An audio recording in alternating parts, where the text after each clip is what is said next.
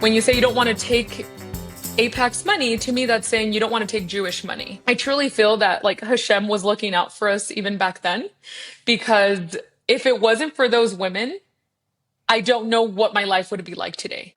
I've had protesters at my home. I've had to change my license plate.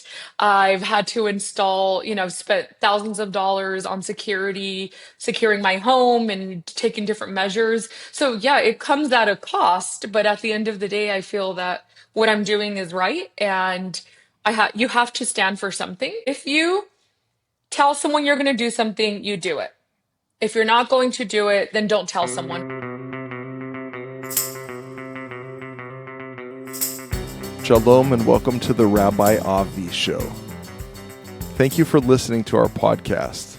Please like, recommend, rate us well, and subscribe to the Rabbi Avi Show. If you appreciate our efforts, feel free to support us financially through patreon.com/horizontal media. It's such a joy to have my guest with us today on the Rabbi Avi Show.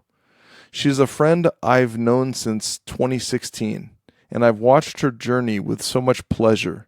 I'm speaking, of course, about Arizona State Representative Alma Hernandez.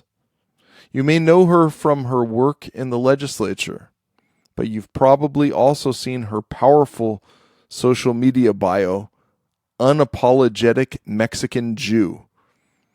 In our conversation, Alma shares the deeply personal story behind that identity, from her family's history in Mexico, where her grandfather's last name was changed from Cohen, to her own journey of reclaiming her heritage and choosing the Hebrew name Malka Librada, or Queen of Liberation.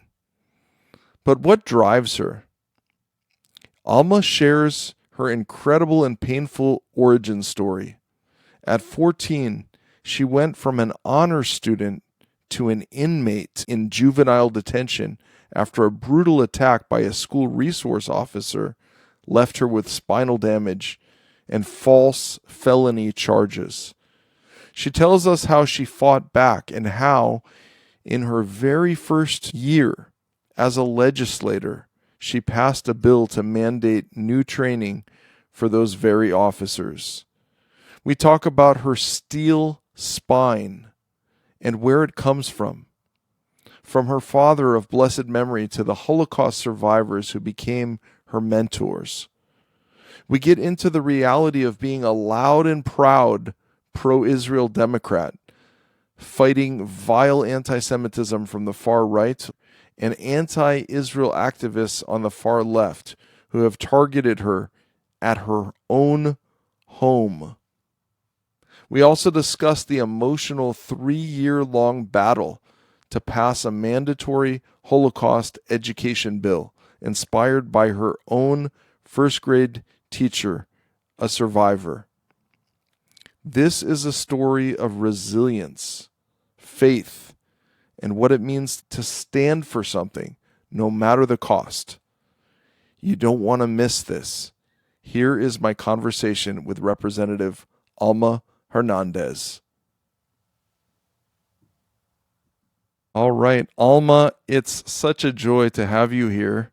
We've been friends since 2016, and I've watched your journey with so much pleasure and nachat. For my listeners who don't know you, your social media bio often describes you as an unapologetic Mexican Jew. In a world that loves to put people in boxes, what does that powerful phrase mean to you, Alma Hernandez? Yeah, hi Rabbi. Thanks for having me join you. I'm excited to be with you today. I that's my bio line for all of my accounts. I think those who know me know that it is a big part of who I am in general, just in life, right? But at the end of the day, I do think that it also just is my identity. And for those who don't know me, hopefully that by reading my bio, they'll get a little idea of who I am and hopefully the values that I carry with me as an individual. So for me, it's really important. I tell everyone I am Mexican American. My mother is from Mexico. She came here to the US after she married my father. And for me, that part of my background and my history is also really important. So it's just a part of who I am. The history of my mother's Jewish family, who weren't able to fully practice. They actually converted from Judaism to Catholicism to be able to marry into the family. So for me, knowing all of this, it's just always been a big part of who I am. And those who have known me since I was, 14 years old have been a part of this journey and have gone along the ride with me. So it's just, that short intro to my bio is definitely would give people an explanation, at least of an overall view of who I am. I'm fascinated actually by your family's story, which you're referring to, and which I know is deeply personal. You've shared, and you shared that your grandfather's last name was actually Cohen before the family converted to Catholicism in Mexico and becoming Quinones. You've described your own conversion, if you will, in high school, not as a conversion, but as coming back to your roots. Can you share? And by the way, I refer to conversion to Judaism really as a naturalization to become part of Klal Yisrael. Can you share with our listeners what it means to actively reclaim a Jewish heritage that was suppressed just 2 generations ago? Yeah, of course. For me, it was a very personal and it was just a really big decision in my life, right? People always ask me, like, what is the toughest thing you've ever done? And I will always point back to literally doing that. And the reason I say that is because, yes, I've gone to school, I've been elected. I'm currently studying for the bar so that I can finally practice law. And even all those things together, don't amount to what I have truly gone through, right? At the end of the day, growing up, we knew my mom's family's history. We knew the story. We always talked about it when I was, in high school, and my parents always told us, "Do whatever makes you happy. We will support you in everything." And that's truly something that I grew up believing and doing. And I remember telling my mom.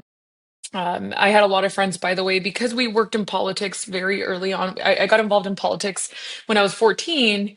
And for me, I had a lot of friends who were Jewish, and I met a lot of their families. And then we started, learning more about the culture and also the religion. And for me, it always felt more like home. And I always felt more comfortable with that than anything else, right? We didn't grow up religious in our family. And for me, it was important making that decision when I was at the end of high school to do this because I wanted to ensure that when I am older, this was at least my mentality when I was, 14 and 15. I would tell myself when I'm older and I want to have kids and a family, I want them to have some sort of spiritual foundation, right? And I remember telling my mom this, of course, in Spanish, and she's like, "Okay, if you do this, we'll support you." And my father always, he passed away in December of this past year, and he always told us, if you start something, you're going to finish it. And I truly, truly, knew that he meant that. And it wasn't easy because I was always so busy with work. I always had political campaigns that I was working on. But, for me, it was important because it was part of my life, right? So I started going to services and I started doing things. And at the end of the day, I always told myself, like, you're doing this for yourself, not for anyone else. So it doesn't matter how long it takes. If I have to take an extra year to go to classes or whatever it is to study, then that's fine because I was in no hurry to do it, right? So it took me some time. I think I failed Rabbi Aaron's Hebrew elementary class a few times. Going from being a, a primarily Spanish speaker, my first language was actually Spanish, and then going and learning English so that I could communicate with my father. It was always very confusing in our household. So try throwing in, Hebrew. That clearly was very confusing. So, yeah, it took me a while. I was in no rush. I was very much supported by many people in the community. And for me, it was a really big deal. And I remember my mom when we had the discussion of, okay, well, what would my Hebrew name be? And we Yeah, ended up, tell our yeah. listeners about your Hebrew name. Yeah, so I usually, as always, try to be as creative as possible. And I remember going to my mom and saying, like, okay, well, we need to pick, what would it be? And my mom, told me, well, if you want to do something to honor my family, we could do that. And we took the M from my mother's great grandmother's name, which was Mercedes.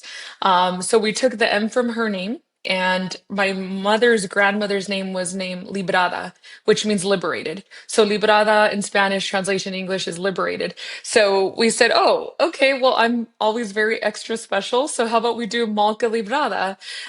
Which obviously librada was not an official thing, but it was just a more of a family personal touch that we added.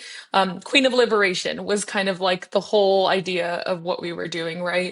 And for me, it was really important. It was very emotional, obviously, for my mother as well, because it really honored her family, right? So it was, yeah, it was a pretty big deal for us as a family. And I remember telling my dad, okay, this is what we're gonna do. This is the process. My parents were very supportive, so they literally have gone to everything possible in my life as much as they were able to join. They came. Like dad went to every holiday, everything he could potentially go to, he went to just to be supportive.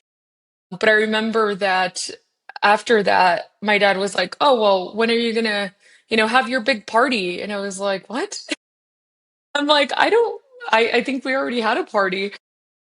And in my dad's idea of party, he was really truly meaning like, "When are you gonna have your bat mitzvah?" Right? So I think I was 19 and I told him I was like, well, maybe I should set it as a goal for like my 21st birthday. Because obviously you have to I mean, kids now, I feel bad when I know of kids that are struggling to go to their class and like do all these different things because it's a commitment and it's a lot of work and a lot of effort. And it took me about 2 years because I was again so busy. So I ended up having my party and my bat mitzvah when I turned 21. It was like right before my 21st birthday. I think the party favors we ended up giving tequila bottles uh, with my picture on them. I actually still have one. It's really nice. But for me, my dad always said, you're gonna start something, you're gonna finish it. And that to him meant finishing what I started, right? So I was 21 when that happened. So now fast forward, I'm turning 33 this year. So it's been obviously a big part of my journey and my life. And I do believe that really the name, not just the name, but just in general, Jewish values and just what I've been taught my whole life has really shaped, who I am as a politician, but also just my mentality on things, right? I think one of the things when we're looking as elected officials, and just so you know, you probably do know this, but I'm on my last term in the House of Representatives. I have now served this year will be my 8th year and final year in the House. And I think about it because I became the youngest woman ever elected in Arizona at 25. I became the youngest woman and the first Jewish Mexican American in that we know of in the country to be elected. And that to me was a huge deal. Because not only was it exciting for me, but it also reminded me that I can't be the last, right? And of course, now my sister's been elected, and it's always great to add to add more folks to this. But there are many, and what I like to remind folks is there are so many diverse communities within the Jewish community. I mean, there are so many Latino Jews that I've met. I've traveled to different countries, to Panama, to Uruguay, just different places where I've traveled and met Jews literally from there. Right? And I always tell It's folks not it's it's not as novel as people here would would think. think, I guess. But Yeah. I'm also wondering, like, is this the on the Rabbi Avi show? Is this the place where you're going to announce your candidacy for the U.S. House of Representatives, or No, no, no, Senate? no. No, not right now. I am very happy where I am. I'm actually running for the state senate. I Okay, will there you be go. launching my campaign here in the next 2 to 3 weeks. I'm just getting everything prepared, but I will be running for the state senate in my district. I believe that, there comes a time where you have to move on and not stay stuck where you are. And I think that's the time now. And I will be running. And if the voters decide to continue to reelect me in my district, I would be honored. But that is my plan. So I will be running for the state senate. I feel like I still have a lot more work to accomplish and be able to do. And it's just wild to me how it all started, right? And the fact that being one of the four Jewish members of the Arizona legislature, I mean, to me, it's quite exciting being a part of the crew, even though, we have actually, there's five of us. I apologize. There's five. One who finally came out this year, who didn't really want anyone to know, and it wasn't my job to tell folks that she was Jewish. But it wasn't until we dealt with all the encampment stuff, right? Who Senator Hildy Angus, love her, she's a good friend. She decided finally to tell the world that she was Jewish, and she always used her husband's last name, never used her own. And, she helped me get my bill done this past year. And she felt so passionate about sharing, her story as a Jewish woman who's a Republican. And our caucus is, diverse. Our Jewish caucus is small, but we have two Republicans and three Democrats, right?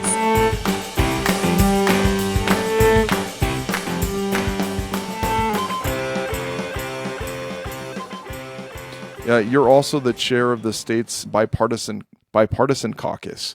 One of the things I admire about you is how you are embraced, first of all, across the entire Jewish spectrum, which is rare, from Chabad, even Aish HaTorah, to Reform, Yeah. and everywhere in between. And there's so many people in the Jewish community who love you. Is there a connection between how you build political bridges and how you manage to connect so broadly in our often fractured Jewish community? Yeah, it's not easy. I think we can all agree. I came from working in the Jewish community. I used to be JCR. Actually, when I met you, I was That's still right. working at Federation. And this is not a dig to anyone in the community in particular or me going after any particular agency or group. But at the end of the day, it is a difficult job, right? You have a difficult position that you're in as a rabbi leading your congregation. And I had a very tough job when I was right out of grad school, trying to keep everyone happy. And I quickly figured out that is never going to happen. At the end of the day, we can't please everyone. But I do believe strongly that we all have more in common than we like to think or agree. For me, yes, there are members in the community who, quite frankly, really frustrate me. But at the end of the day, I do not purposely antagonize them or say I hate them or wish them death. Like that's not what we do in the community, right? We can agree to disagree and move forward. And, yes, I sometimes get frustrated and I'm like, oh my goodness, they're so crazy or they don't know what they're talking about. And I get frustrated, but they also feel the same way about me. I think both can be said, right? At the end of the day, I do strongly believe, I have always said this, to me, a Jew is a Jew. And it is not my job by any means to tell someone just because they don't agree with me on my support of Israel or because they simply don't see eye to eye on everything in the Jewish community that they are not a part of the community, right? And I strongly, strongly feel that. I mean, I feel that about even my very super far left friends who I don't agree with when it comes to. I mean, I have had some serious conversations. And even there's been times where I've decided that certain people are just no longer my friends, right? But they're still part of the community. And at the end of the day, I still respect individuals. I may not agree with them, but I believe that in order for us to have, we live in a democracy and we're not all told you have to believe this way, you have to do this. I mean, that would be terrible, right? But at the end of the day, it is not easy. I've Again, I came from working within the community. I also used to be on a national board helping elect pro-Israel Democrats. And that was not easy. I started when I was in high school, I started my pro-Israel activism. So for people that always say like, oh, this is new, she just started being an activist like a year, no, like where have you been my whole life? Because I started in high school, right? I started being involved with APAC when I was 15 going on 16. I became the president of the Pro-Israel Club at the University of Arizona. I've been very involved my entire life, I would say, at least my teenage and adult years, right? And I take pride in that. At the end of the day, there's going to be individuals in the community who don't agree with me. And believe me, they tell me. I get a lot of emails all the time from folks or text messages of people who don't agree with what I'm saying, whether it's on Israel or any other issue on the political spectrum. I do believe that my way of looking at things, of being more bipartisan and being willing to talk to people that I don't agree with all like on every issue, is I really credit it to the work that I did in the pro-Israel movement. Because at the end of the day, when we're advocating on behalf of Israel, I'm not there advocating as a Democrat. I'm not there advocating as, a specific party or sect of my party. I'm just there as an individual who truly cares about the one and only Jewish state, right? So I've always learned over the years, I used to, before, and by the way, before I even got elected, I used to be an activist, right? I came from being an activist to having to learn how to work with people, how to compromise. And yeah, it took time. I will say it doesn't happen overnight. No one just gives you a handbook and says, you know, legislator 101, here you go. No, I've had my fair challenges, serving in the position that I'm in. You know better than anyone that I've had protesters at my home. I've had to change my license plate. I've spent thousands of dollars on securing my home and taking different measures. So yeah, it comes at a cost, but at the end of the day, I feel that what I'm doing is right, and you have to stand for something. And even today, actually, I received a ton of messages this morning from individuals from every part of our community and people on every side of the aisle, like from the middle all the way to extremes on both sides, trying to figure out what's going on. I've been very frustrated in the last, I would say in the last few weeks, specifically because elections are right around the corner, where, as a Democrat, seeing fellow Democrats or Democratic elected officials or candidates who are using this as a wedge to try to divide us in a community. So have been, going on TV or doing interviews or tweeting or whatever social media saying, I will not take money from APAC. Mind you, I'm no longer, a APAC student activist, and I don't work for them. And, I don't necessarily agree on every issue with APAC, but at the end of the day, I feel like that's such a cop out, right, for pure anti-Semitism. When you say you don't want to take APAC's money, to me, that's saying you don't want to take Jewish money. And that, to me, is just going back to the anti Semitic tropes that we've heard for years, right? Especially being elected. I mean, the amount of times I get told every day, you probably get paid to say this, or whose payroll are you on? Are you on BB's payroll, right? Or what rabbi are you listening to? At the end of the day, it comes again, all of this, it's not easy, but it's part of standing for something. And it's beautiful. I want to kind of go back in time a bit. As many people go into politics, but your why is incredibly personal. Can you take us back to the day when you were 14? Tell us about the incident with the school resource officer that resulted in spinal damage and landed you in juvenile detention. Yeah. Yeah, it's very personal. Obviously, that was a big part of why I even ran for office. I was 14, I was in high school. Also, I just want to emphasize, like, the way I grew up is very different from most kids. My father, was 46 when I was born. So if that gives people an idea, my parents were older, very old school. I grew up very sheltered. That I will say. I grew up extremely, extremely sheltered because my dad was trying to protect us from the evils of the world, right? So I grew up very sheltered. I was very nerdy. Always my goal was to go to medical school. And my mom is a retired biochemist. So for me, knowing that I didn't really, it wasn't even an option, like you're going to go to school and this is what you were going to do type of deal. But I was happy about it. And I was an honors student. I was in the biotech club. My two siblings were all in high school together. All of us obviously grew up in the same household, so very similar. My brother was extremely nerdy. I mean, we used to get bullied a lot, right? And my sister used to have a very big, kind of like afro, I would say. Her hair was extremely curly. And kids, I mean, kids nowadays will pick on someone for just about anything, but back then they did too, right? And this is before social media. Like, I don't remember it being as bad, as it is now, but it was still bad back then. There were two adult women, they were 18 at they were seniors in high school, and they confused me with my sister, and for whatever reason, they wanted to attack her. And whatever the issue was, it had something to do with her hair. And again, we're kids, right? I felt as a 14-year-old who grew up extremely sheltered, I did not have the, I guess, I was not as aware of these issues than some other kids because it was just never a thing to me. And so I was attacked from behind.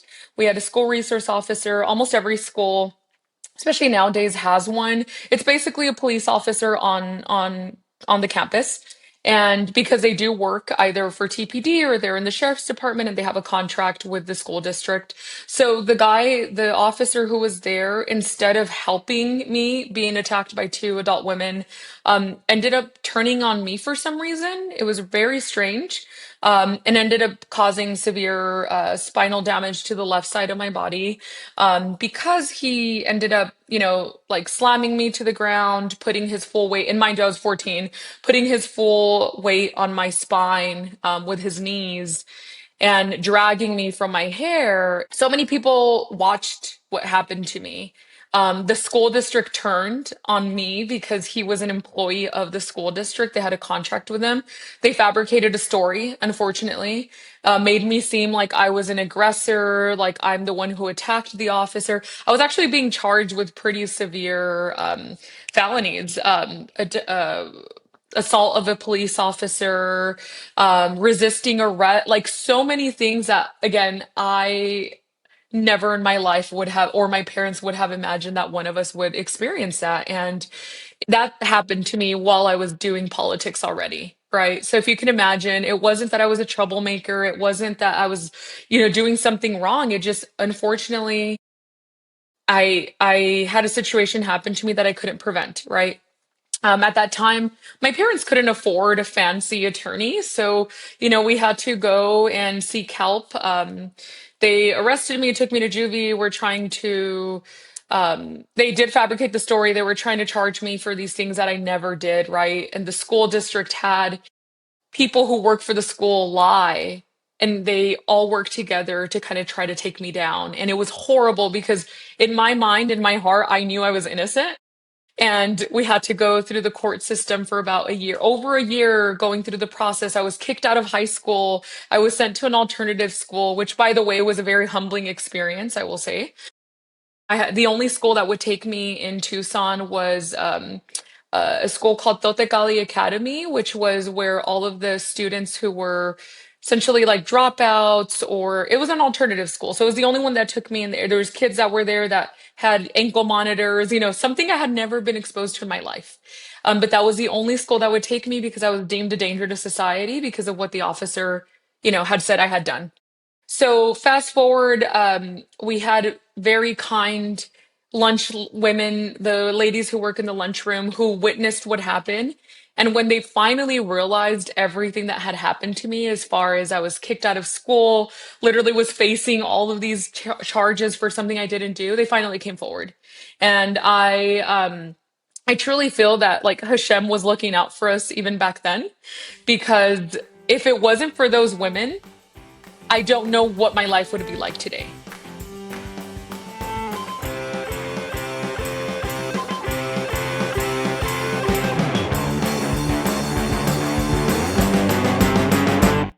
We had two women who were part of the fabricated story, who ended up testifying that they were actually instructed to lie.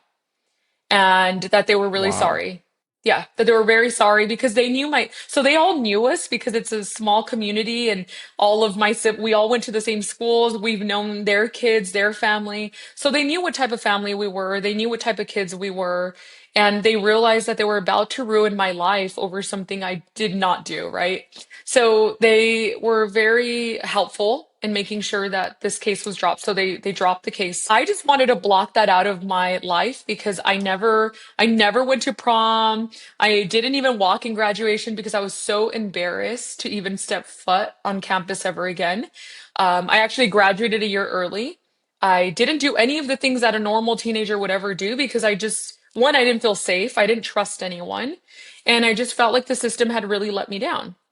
And I continued my involvement in politics. No one, by the way, knew that I was going through all of this because I didn't want anyone to know because I was so embarrassed. If you could imagine me being 14, almost 15, well, I turned 15 when all this was going on, but being so confused and just terrified about the whole situation and how I realized that even though I did nothing wrong, I was still being accused and how terrible that was. So I didn't want anyone to know. It wasn't until I decided that I was running for office, that I was able to prove not only the school district that really screwed me over, but the counselors that told me, like, you're never going to do anything because this is on now in your record. Even though it was dropped, I still had a record that I was arrested, right? So I was never found guilty of this because they knew that they lied. But I had to wait until I was 25 to be able to clear my record.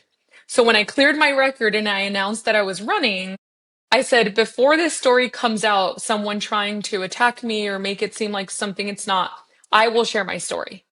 And I made that part of my why I was running, why I feel so strongly about criminal justice reform. And And you've taken it and turned it into a blessing. I mean, yeah, I it's could turned have, by out the to be a way, blessing. I could be the most hateful anti-police person on the planet. Believe me. And I'm not. And my parents taught me that I could use this terrible situation because believe me, it really impacted all of us. Like it wasn't just me, it was the entire family that was impacted. But my dad told me, you're going to use this and do something good. You're going to help others. And that to me meant, okay, well, I should change the policies of how police officers are trained. So what did I do my first year when I got elected? I worked with then Governor Ducey. We passed mandatory training for police officers that are working in Arizona public schools. That to me was, I felt like I always tell folks if I didn't get reelected, that was like the highlight of my life and what I was the proudest of because I knew that I never wanted it to happen to anyone else again. And I've just made a lot of little changes here and there over time on the system and have really tried my best to use my personal story and my situation to help others. But again, yeah, I could be the most hateful person. And when it starts getting cold in the season of our fall time here in Arizona, I'm reminded my terrible aches that I have from all of the damage that was caused. And I never wanted to do back surgery. I really should have, truly, but I always opted not to do it. And believe me, I am reminded there was a point when I was in grad school the first time. I don't know if I knew you when I used to use a walker. I had to use a walker because there was a time where the left side, the nerves were so damaged that I couldn't feel sometimes when I was walking. I couldn't feel my legs, so I would just collapse and fall over, and I started hurting myself. I had to go see a neurologist, a neurosurgeon. I mean, I've been through the ringer when it comes to this, so I am very much reminded every single day of my life. Sorts of things. I pray that just the positive part of it will be a blessing, and how you've turned it from a curse to a blessing. Public service is clearly the Hernandez family business, isn't it? Your brother Daniel. Business that makes you no money. That's true. Your brother Daniel, who you've said paved the way for you in politics, is a former state representative. Your sister Consuelo serves alongside you now. What are those Hernandez family dinners like? Yeah, I've been asked this a lot, right? So For those that knew my father, they knew he was very politically opinion. I mean, he was not politically correct. Let's just start there. Like, God bless my father, was not politically correct at all.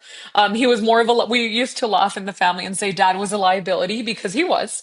He's definitely hearing me right now and agreeing, but he was definitely someone who always taught us that even if it wasn't popular, that your opinion wasn't popular, wasn't the norm or what people, everyone believed, that you should still believe what you believed. He would always tell us, like, don't change your mind, don't change your opinion on something just because someone tells you it's wrong.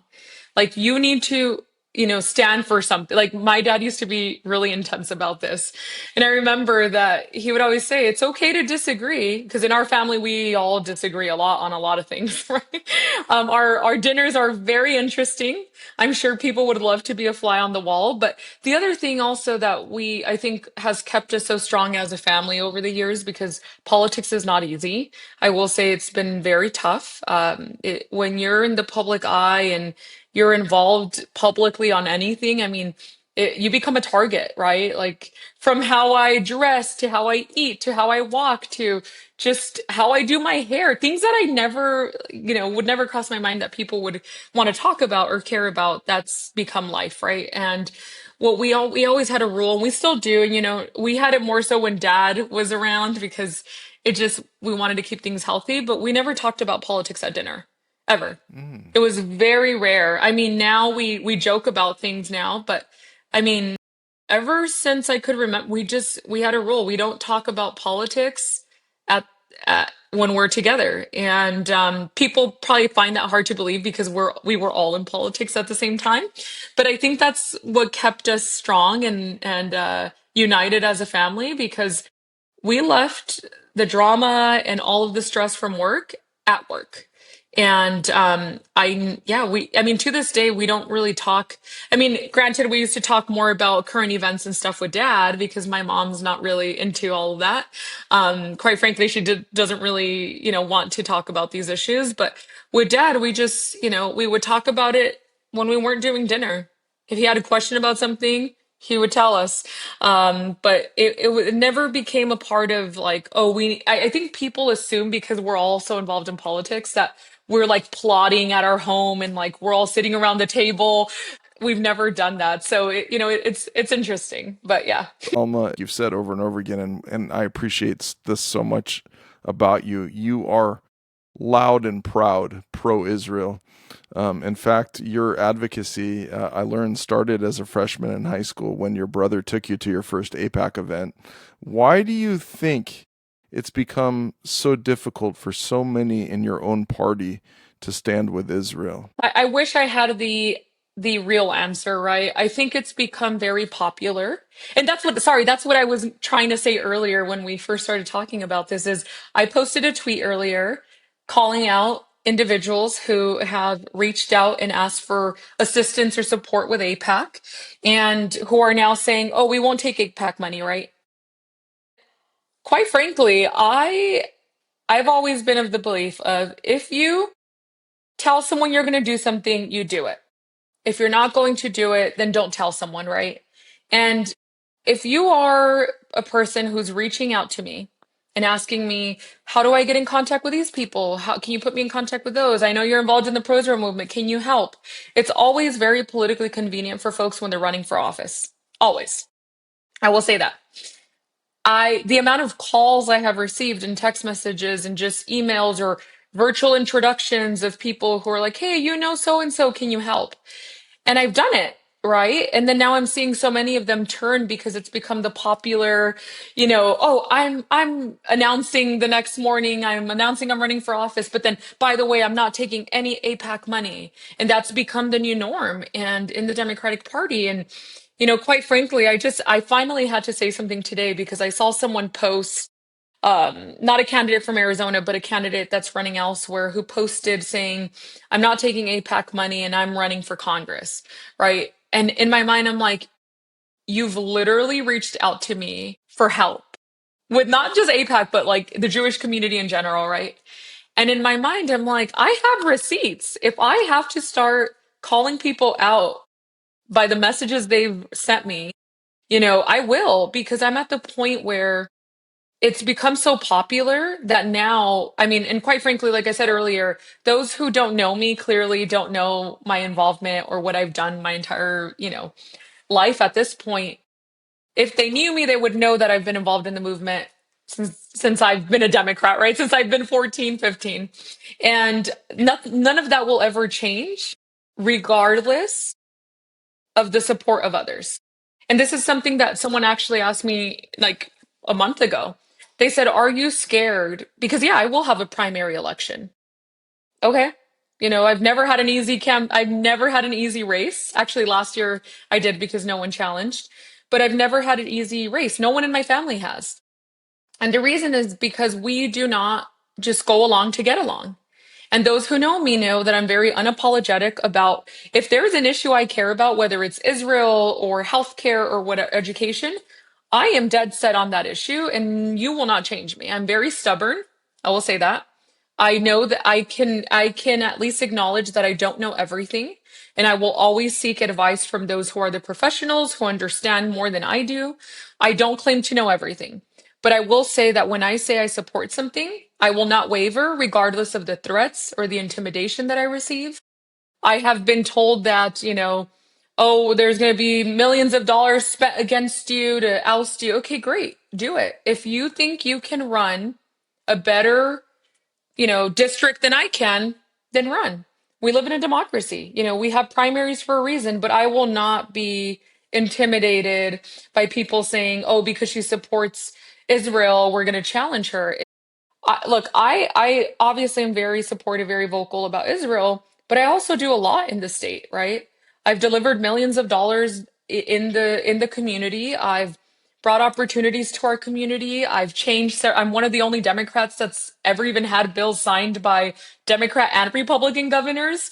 I believe that I'm very effective at the work that I do, and that's because I'm a hard worker, but I'm also very committed. And So for me, you're and unapologetic as yeah, well. so even though the party, unfortunately, I wouldn't say the party as like an operation. I'm talking more about the people and like the candidates or the elected officials who very easily get spooked. If someone goes to their office to protest, they're, oh my God, I need to not do this anymore. And for me, I'm like, great. If you want to come protest, come protest. That is your constitutional right. I am not intimidated by that.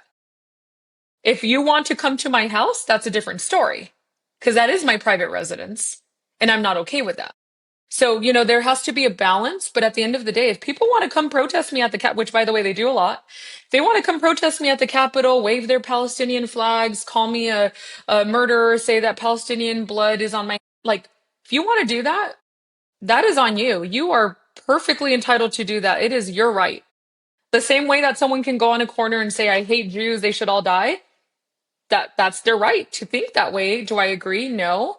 But hey, if they're going to do it, they're going to do it, right? So I've always felt no, those words will not intimidate me. And that's just how I've always felt and I'll continue to be. And no one will ever be able to, you know, change my opinion on Israel or my support on Israel contingent on support by the party or by other elected officials. Hey, I my last election, I didn't get endorsements. I didn't want them. I can run my own campaign and the voters in the community know me. And if they want to vote for me, they will. So, I don't base my support for something based on what I get in return. And you talk about waving flags and protesting. This gives me a lot of nachat. You display the Israeli flag on the floor of the Arizona House. Tell us about that decision and what kind of reactions you get from that. Yeah, it actually happened I put it the day that I got sworn in, almost 8 years ago. Every time I've moved desk, it comes with me. It has not changed. And even at the time where, my caucus thought they would, intimidate me probably or make me feel weird about it, putting me next to one of my Palestinian colleagues. I, it does not change. I have my right to decorate my desk like everyone else in the chamber does. And I do not have to ask anyone for permission to put the flag of Israel on my desk. And if they have a problem with it, then they can turn the other way. I'm not removing it. I've heard comments over the years of maybe you probably shouldn't have that, or, it's probably best to just keep things neutral. And it is not my job to make others feel better about how they feel about a flag on my desk.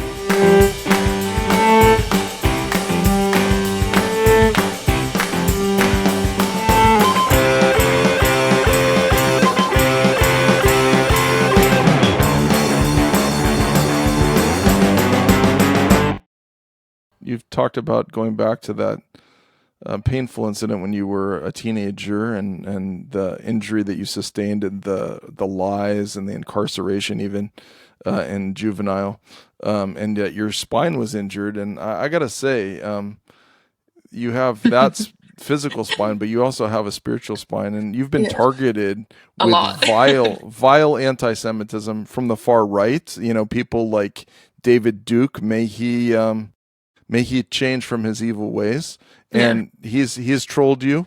You've had death threats, and you've talked about this, and police involvement, and you've been targeted by anti-Israel activists on the far left. So my question for you, Alma, is where does that steel spine come from? Yeah, with considering how messed up my back is, right? My spine, it is pretty funny. But like even today, I when I posted that, I think the post went a little viral, and a lot of reporters that I've followed over the years have been retweeting what I posted, and everyone's like, "Tell us who these people are," right? Like I was just putting out a warning. They know who they are. But I got a tweet by the Palestinian News, what is it? The PNA, the Palestinian News, I forget the group, but it's their form of like, we have like Jewish news, they have their Palestinian news, and they retweeted my tweet and put "go back to Mexico." And I've dealt with racism truly most of my life. I mean, this is not new to me. I giggled a little, and I was like, you know what? Most individuals would probably see that and be very hurt, or probably delete their tweet because they don't want to be targeted by people, right? I'm like, I retweeted theirs, and I said, this isn't the first time, I've dealt with racists, but thank you. I do love visiting Mexico. And at the end of the day, I've learned over the years that you have to grow a thick skin in politics. You have, if you have no, you know, thick skin, you will not survive this. And I tell that to everyone, anyone who tells me, "Oh, I want to run for office." I'm like, "Great, you should." I will never tell someone not to run. Because when I wanted to run, by the way, I was told by many people not to run and to wait my turn. And if I would have listened to them, I would never be where I am today. So I've always been told, again, because I think my parents raised us to be very strong individuals with strong opinions. And, you don't ever let anyone tell you how to think.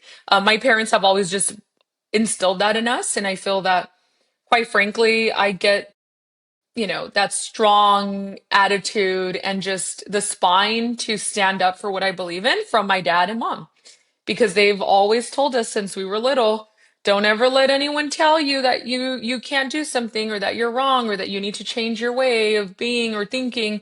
You are yourself, and you can think that way. And I've always just, it's always just been a part of but we do laugh because as a family, we're of course very different.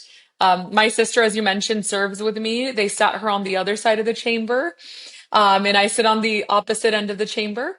And there's times when even me and her vote separately. We vote differently.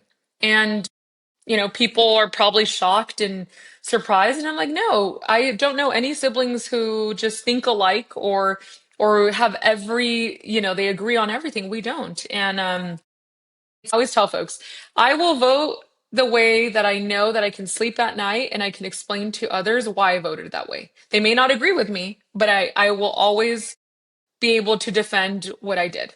And I can sleep at night in peace. Yeah. I think your parents have given you a tremendous gift in that regard. I think that spine does come, and I've seen it firsthand. And I was privileged to visit your father of blessed memory in the Yes. hospital, and I could tell just from speaking with him exactly what you're saying. And I know your parents had a big influence, and there's someone else who is actually a part of my congregation here, who doesn't have that kind of thick skin and but does a lot of good, and I know was a big influence in your life. Teresa Dolgoff.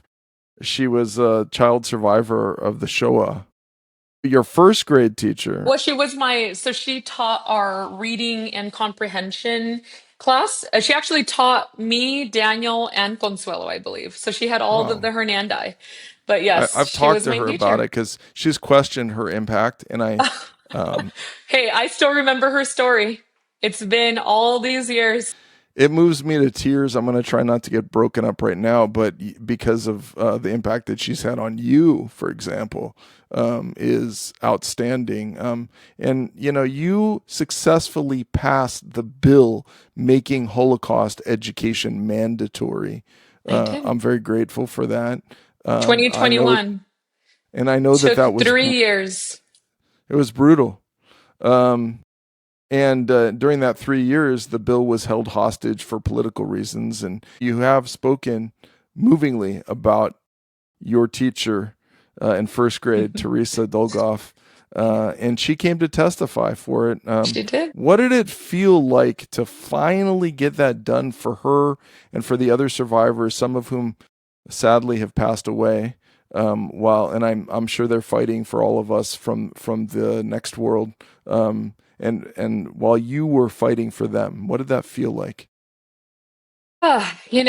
When I took that on back in 2019 is when I had the idea. I'm like, we're going to be the 13th state in the US to mandate Holocaust education. It wasn't because I wanted to make the headlines. It wasn't because I thought it was cool. It was because people like Miss Dolgoff, who taught me when I was a young kid, like I was literally a child, um, who I know have gone through so much in their lives, who many of them, unfortunately, as you said, have passed away. But those who are still living and still with us, I think in Arizona we have about 92 survivors that we know of that are still living today. 92, the network keeps getting smaller and smaller every year, but we have 92, and I just strongly feel and have always felt that people need to hear those stories, right? She shared her story when I was in first grade. I was young. I was so young. Didn't really know a lot about the history of all this. My mom was obviously not telling us everything of her family back then. But I remember sitting there and her telling us the story about the whole story about what she went through and what her family went through. And I never forgot the story, ever. And it always just kind of followed me, right? But I always knew that I wanted other people to hear her story and other stories because that hate and evil that happened back then could be repeated. And I always have felt that way, right? I have always felt that if we don't educate the younger generation, we are going to, I mean, even now we're seeing it, right? How easy it is to continue to blame Jews for everything, to hate Jews, to blame Israel for all of the evil in the world, right? We have again become easy targets.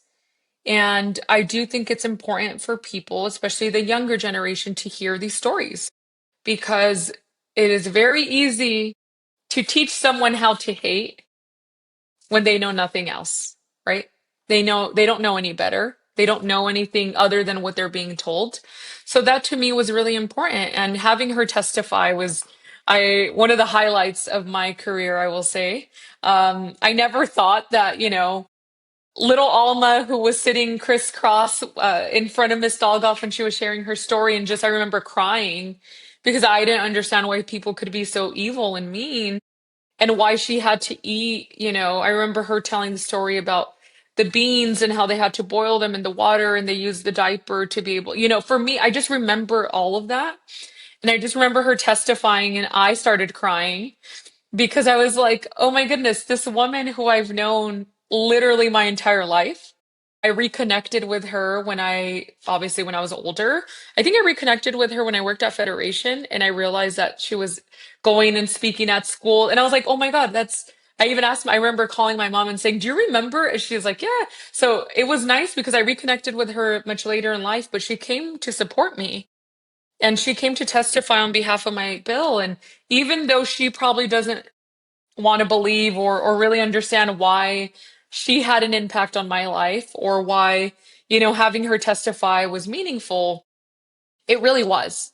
And, I wouldn't have been able to pass the bill if it wasn't for all the survivors who took their time to come and share their personal stories because, it's not easy. It's not a fun thing for them to share.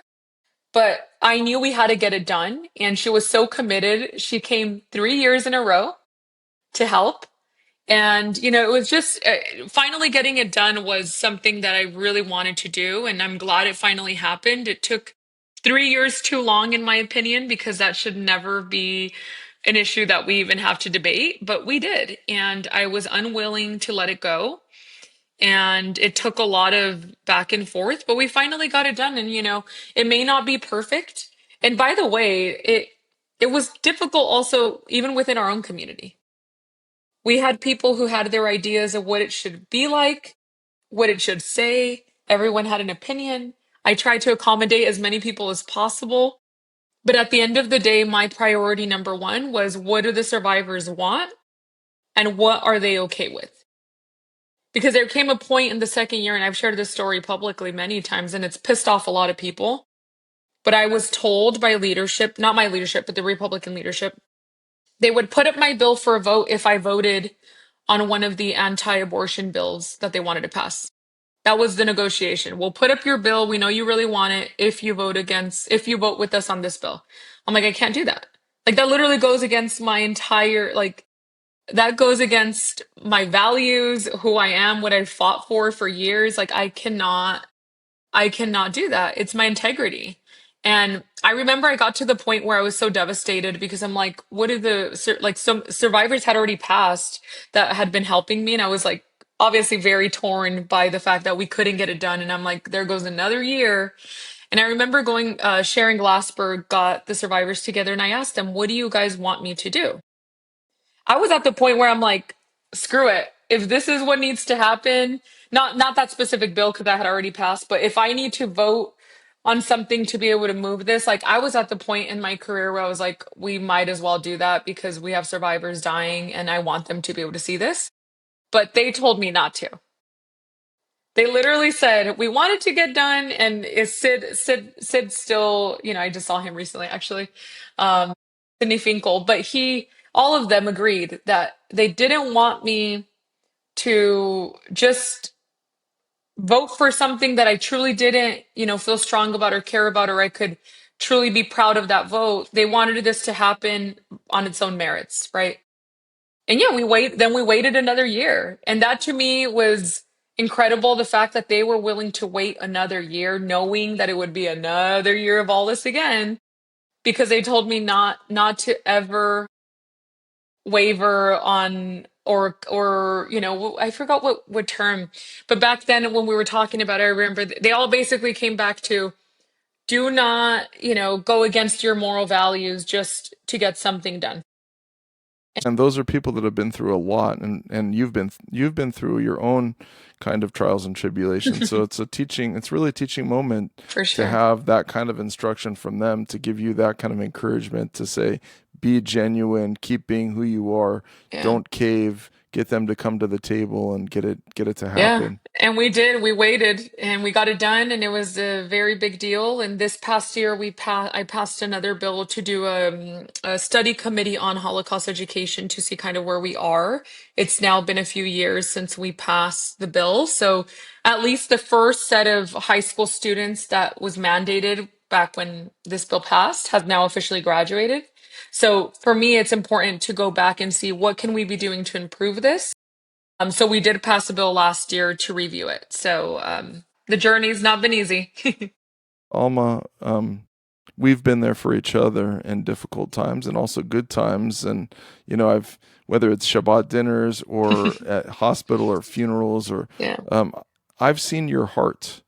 As you look at the challenges ahead, what gives you hope? Oh, that's a tough question. I think what keeps me going and what keeps giving me hope is knowing that I have people in my life. My mother, now she's on her own because my father passed away, who have given up so much of their life to ensure that we had opportunities. And truly that's what keeps me going and gives me hope is knowing that I have to keep making her proud because she is now the one that's, the one that's watching everything we do and being, being mom and being a little extra all the time. But at the end of the day, that's what gives me hope is knowing that there's, regardless of all the terrible things that have happened and all the terrible in the world, because things have been really brutal for a lot of folks. And no matter how much hate I get and how much, threats I get, at the end of the day, there's still people in my life and that are a part of my orbit of folks who are depending on me and who are still rooting for me. And I think that's what gives me hope is knowing that I can always go home and have, the people in my corner be there when I need them the most. And I just know that I have to continue fighting and making at least one person proud um, in my life, and that's my mom. And I think my father left us with a very big job to do. He said, "You got to keep going. You got to, my father passed away the day of the week of my finals for law school.